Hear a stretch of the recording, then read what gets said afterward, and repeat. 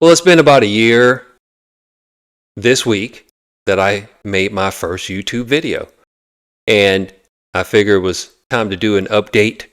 Um, I got started off in somewhat of a blog fashion, but I was also starting around the time that Elon Musk and Vivek Ramaswamy went viral in their comments about H-1Bs. And since I was unemployed at the time and felt that that issue was affecting my opportunities to find work, and with the exception of 2 weeks, I'd already been unemployed for about 8 months at that time. I got to talking about that. But in my first video, I said, my name's Tori Woodhouse, and this is my first video.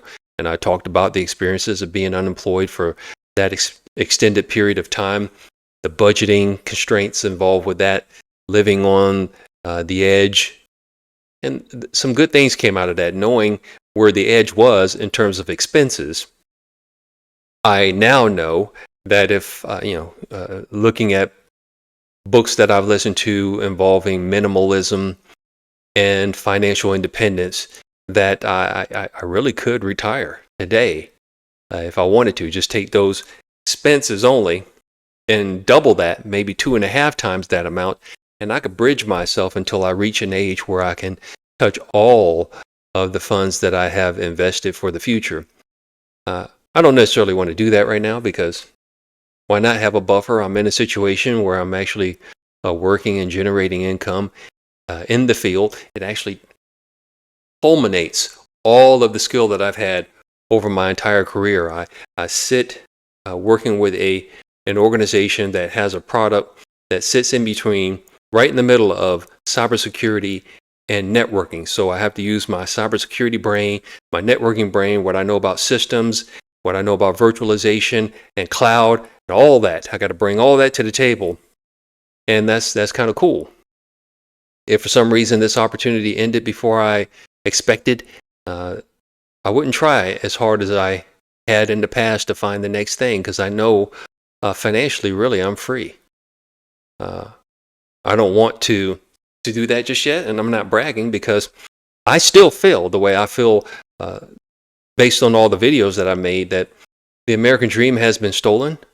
I don't want it to be stolen. I do feel that we have a president in the office that cares about his legacy, does not want to be known like Joe Biden being known as the auto pen. He wants to be known up there with the greats, with Abraham Lincoln, with Ronald Reagan, with FDR. He wants to be known in that realm. If there were space to put extra people at Mount Rushmore, I believe that Trump wants to be one of those people, and he's making moves I can see to do that in a very important time where we're about to hit 250 years of existence as a nation. He gets to be at the helm. He gets to be the person sitting at the resolute desk in the White House at this particular time, and I think he wants to make a go at it.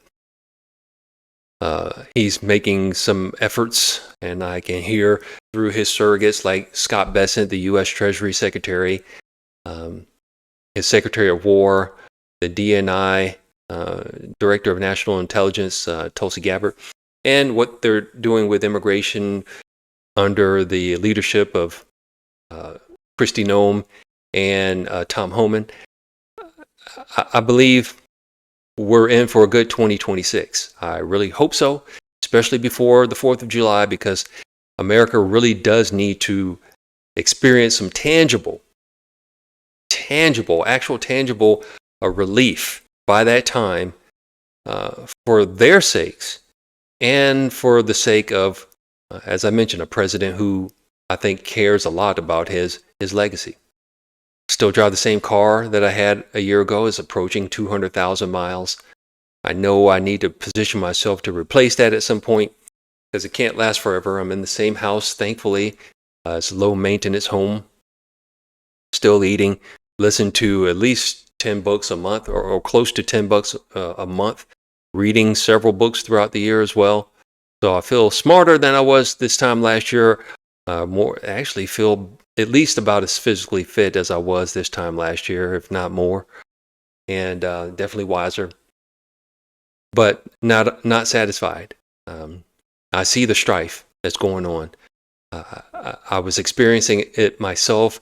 I don't like to see hurt, especially in young people, with the struggle that they're having with transportation costs, with healthcare costs, with insurance costs, health insurance costs, homeowners insurance costs, the inability to buy a home. It struck me in a big way when Tucker Carlson mentioned that his daughter, upon graduation, had 11 friends, and of that group of 11, only 3 had jobs at the point of graduation. And 6 months later, in November, only 4 had jobs. So 6 months later, only one more person got a job out of a group of girls he admitted were good looking, well adjusted, well connected, smart girls. That tells me how tough the economy is. If the friends of the daughter of Tucker Carlson are having trouble getting work, if they're having trouble launching family creation, home ownership, these are not good things for the nation as a whole. Not good things for the nation as a whole. And but I'm encouraged by how I see people noticing some trends, noticing the problem with immigration, how it contributes to stealing the American dream.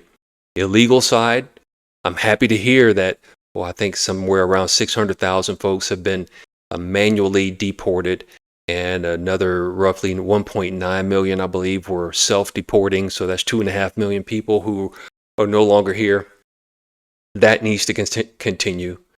I don't like the talk that I hear from the president saying that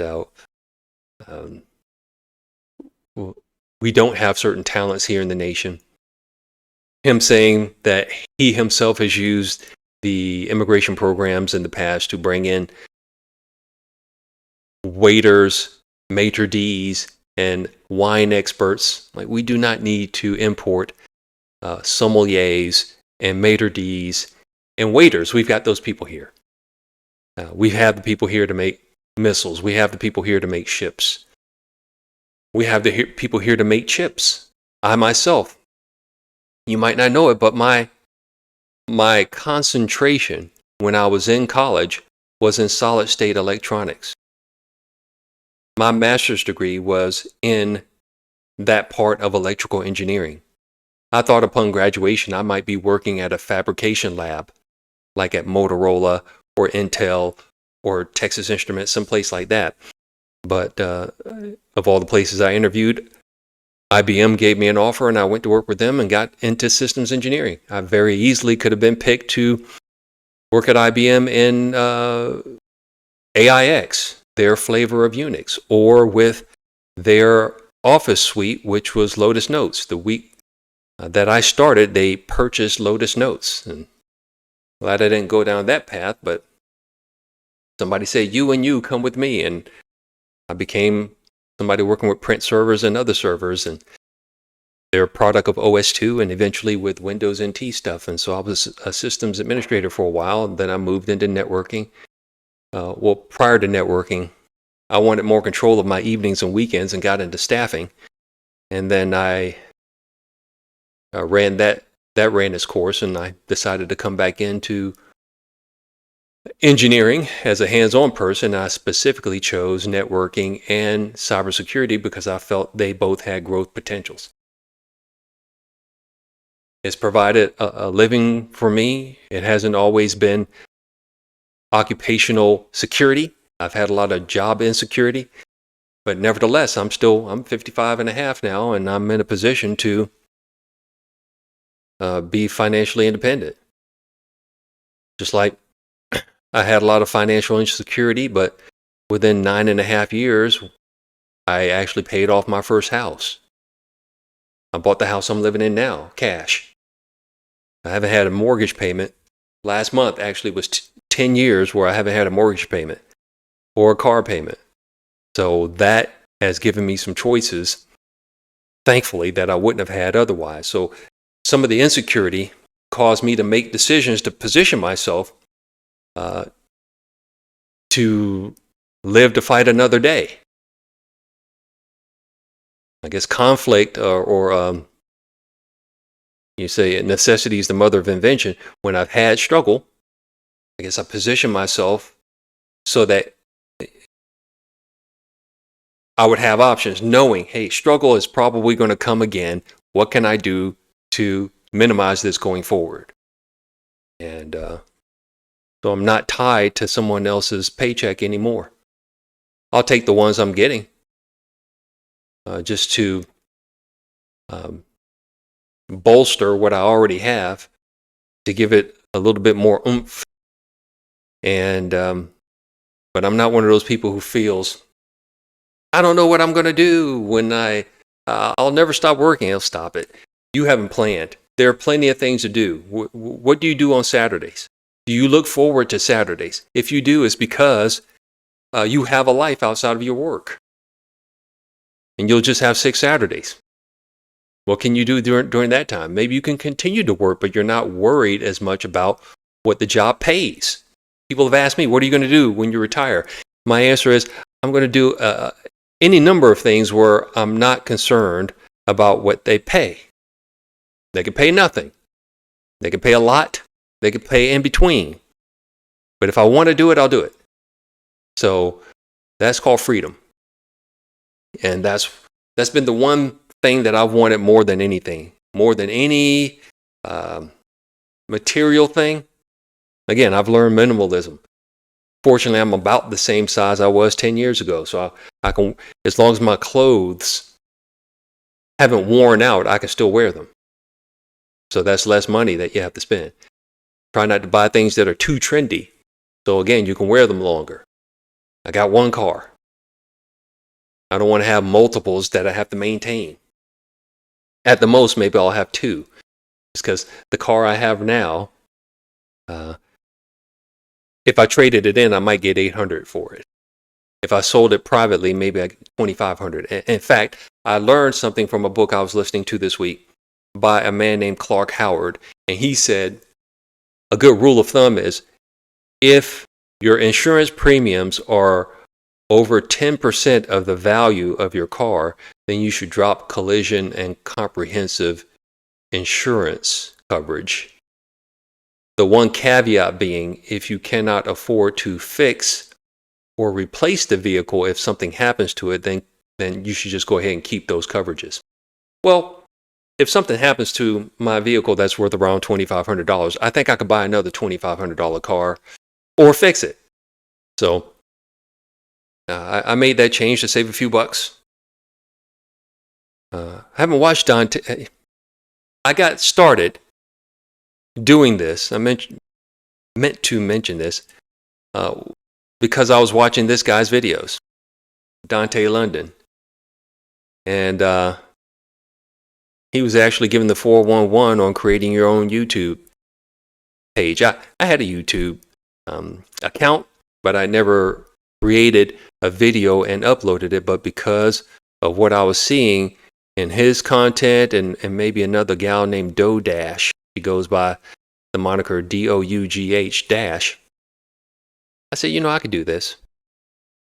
And if I get enough following, maybe I can make a few bucks off of it. I haven't gotten it to the point where it's going to be monetized, at least for me.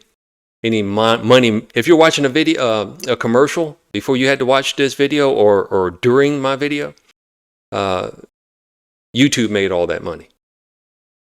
And that's okay. I don't need their money. But I'd like to not be talking to no one. So far, thankfully, I haven't made a video that only had 0 views. That hasn't happened yet. So knock on wood, it won't happen going forward. But I felt it's been a year in. I got started doing this kind of blog stuff, and then but I did say I would also be talking about current events as it related to tech or as it related to policy that I thought would be affecting tech, because I feel I can speak on those things. And I've done that over the course of this year. Interestingly, I I didn't know until I looked at it today that Dante only has 116 videos. I have over 70 or approaching 70. And while he has 74,000 subscribers, I've got 71 subscribers. So perhaps it's my content. I know talking about the H-1B thing is probably not going to win me any favors at YouTube, considering the CEO of YouTube is an Asian Indian. I know I've said some things about other topics that people might want to shy away from, but I've seen other people talk about those topics that have a large following, so I don't know what to believe. I don't make any claims about knowing how the algorithm works or doesn't work, but if this is your first time checking me out, consider hitting the thumbs up button. Consider subscribing. I will get better. I have already gotten better in the course of this year. When I got started, I just had these headphones. That was it. And now I have several nice microphones, several tripods. I didn't spend a lot, but I do plan on expanding that into different technologies when the following dictates that. For now, I can get by on what I have. And I've also learned a lot about thumbnailing. Not the greatest at it, but uploaded content is better than and more important than perfect content. I've learned that over time. I've seen people have large followings, and I looked at their content, I'm like, good grief, how did I can do that? So uploaded content is more important than perfect content. But as I said, I felt like I owed a year in, kind of, this is where I'm at. These are some of the changes that have happened over the past year. Who knows, maybe I'll, when I do retire, start talking about those things and how to position yourself to be, for it to happen to you too. I was inspired by a movie I saw called Playing with Fire. Fire was spelled with all capital letters, indicating an acronym for financial independence, retire early.